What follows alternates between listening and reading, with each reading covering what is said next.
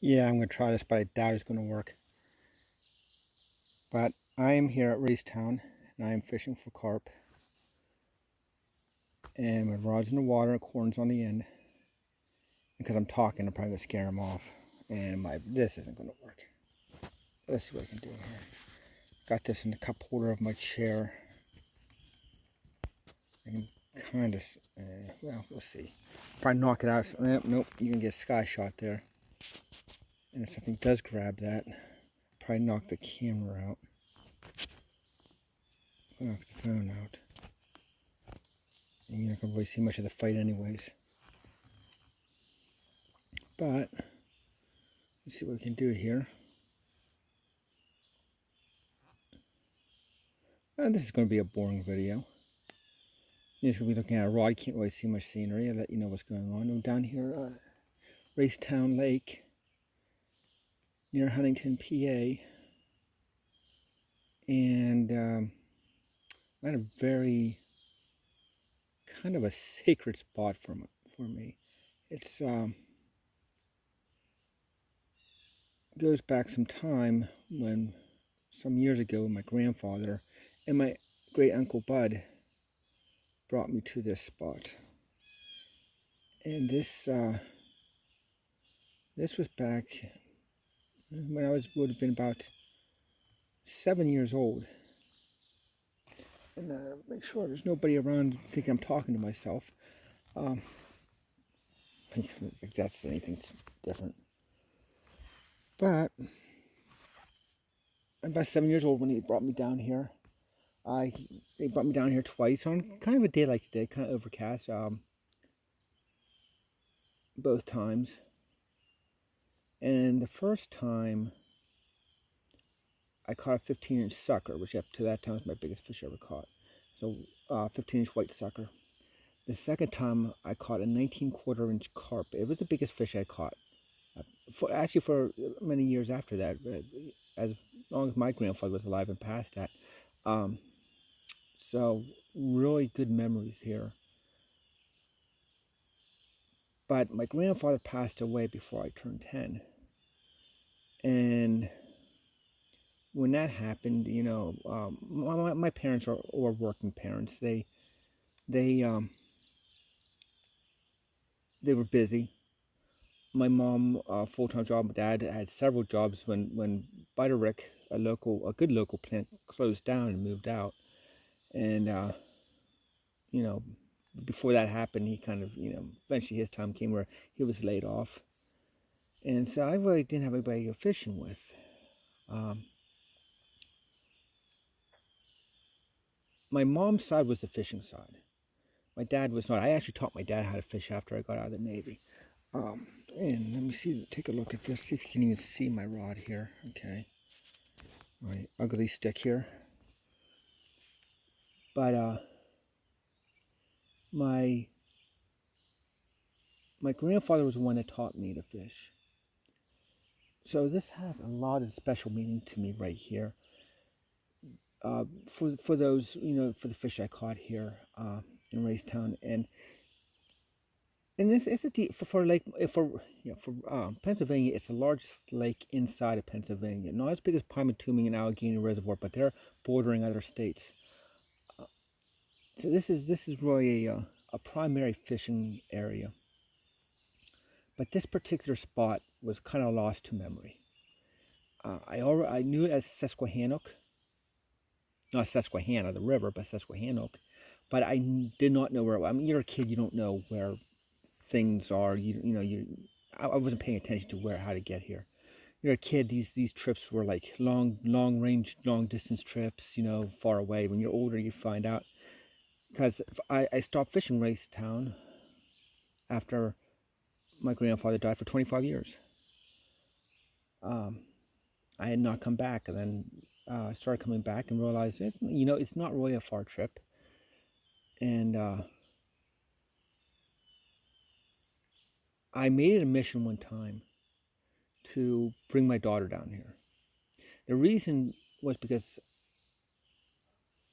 maybe because I feel a connection with my grandfather here, but because I wanted to bring another generation, the next generation down. And my daughter's not much of a fisher. She's caught some nice fish, but she's not. That's not her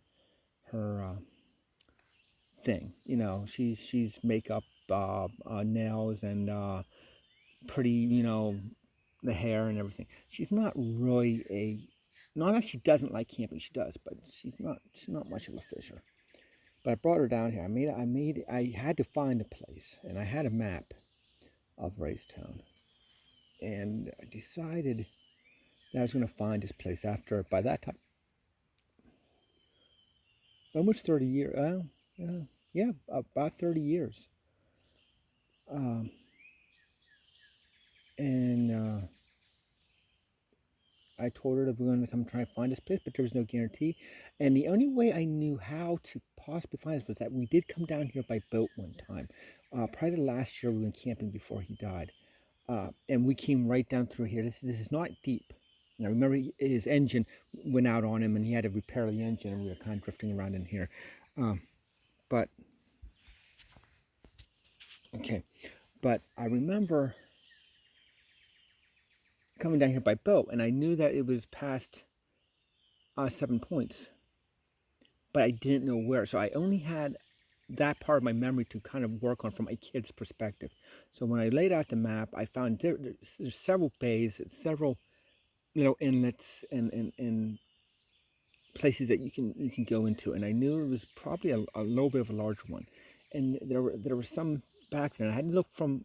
There was some on the map in the general area I was looking for. So when I went on, I went to on the map, and I looked for any roads coming to a dead end because I knew it was a dead end.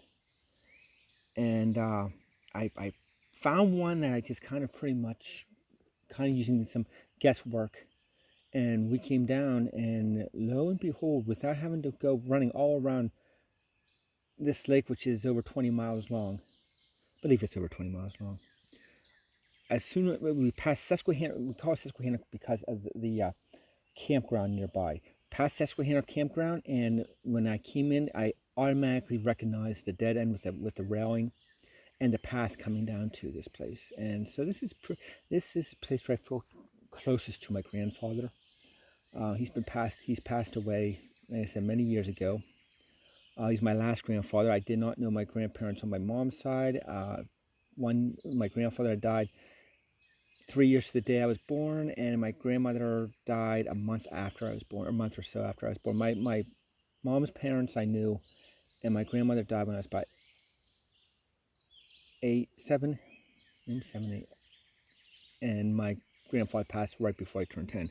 So this place is very important to me. I'm sorry, guys, if you can't. I don't even think I'm going to post this because it's kind of boring. I mean, kind of giving you my life story. I was hoping that I've had that out for a while. I was hoping I might have a hit by now. My talking probably isn't doing doesn't do me any favors. Probably keeping the fish away. There's bluegill down in front of me. Yeah, but I haven't really had anything so far. So, and even if I did, I don't know how I'm going to film it. But so just wanted to talk, I guess, and just whether I post that or not, I really don't know. But there's a lot of fish in this lake. This particular area is kind of shallow, that I noticed because I did kayak this once. I don't really kayak. I won't kayak the main portion of this lake because this is a lake that has unlimited horsepower, which means you can have a jet engine on a boat and fly up and down this lake. And it's not a wide lake typically. So there are a lot of accidents on this lake. There has been kayakers have been killed on this lake. One flipped his kayak thinking he didn't have a helmet on, hit a rock. The wakes that these boats make are huge. And to see a kayaker in the water from a speeding boat is just really difficult. This is an area. This is a no wake zone. This is a place I would kayak. I kayaked this section. My mom and I came down here. I brought her down here, and we towed my kayak down from the path, and I kayaked a little bit while she stayed on shore and fished. But it's really not much. It's not really. Though people do it in an area. People jet ski here. I don't really kayak this, but there's a lot of boats on this lake. It's a record. There we go. Well, he hit, but he ran. He left me bait. I don't even know. Yeah, he hit, but you know what? I should have cranked that. I should have cranked that tension up a little bit. But okay, well, at least I knew there's still bait on there. I don't know if there's even. Okay, well, I'm using corn. But anyways, I got to work tonight, but this is a nice day. Nice overcast, cool, not cool, but pleasant day at the lake. And I think I'm going to stop recording now because I don't want to bore everybody to death. So, hey, you all take care, and if I do post this.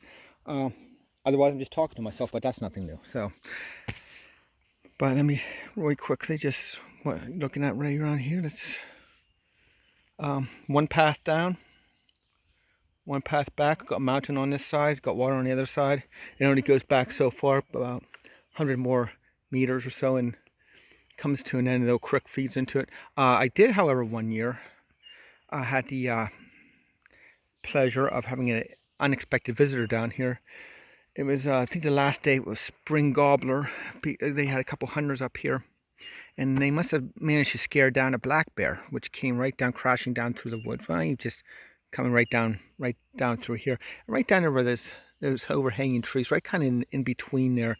He just came, gone into the water, and some of those fallen trees are down there. I don't know if you see that or not real well, but he just kind of hung out down there in the water and watched me, and I watched him, and that was fun. My thought was, if he decided to come around, I had nowhere to go but up the side of the hill or into the water.